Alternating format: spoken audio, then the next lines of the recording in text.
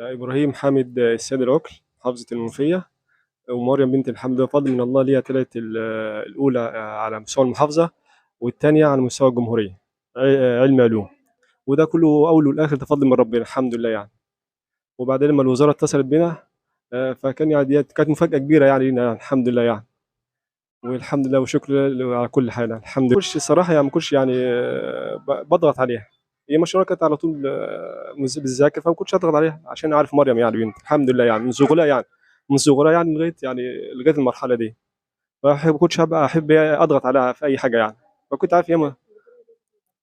بقول لها الف الف مبروك وربنا يوفقك في اللي جاي ان شاء الله. أقول إيه؟ أكيد طبعًا مبسوطة، اتفاجئت طبعًا.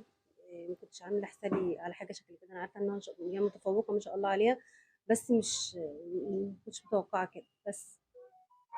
لا خالص بالعكس، خالص، سايباها براحتها خالص، عادي يعني سنة عادية زي أي سنة.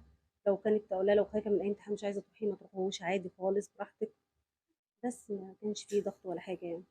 أكيد طبعًا فرحانة ومبسوطة، ربنا يبارك فيها يا رب ويحفظها وتحقق اللي بتتمناه وزيادة. أكيد رفعت راس نفسها وراس أهلها وراس بلدها كلهم، أكيد يعني.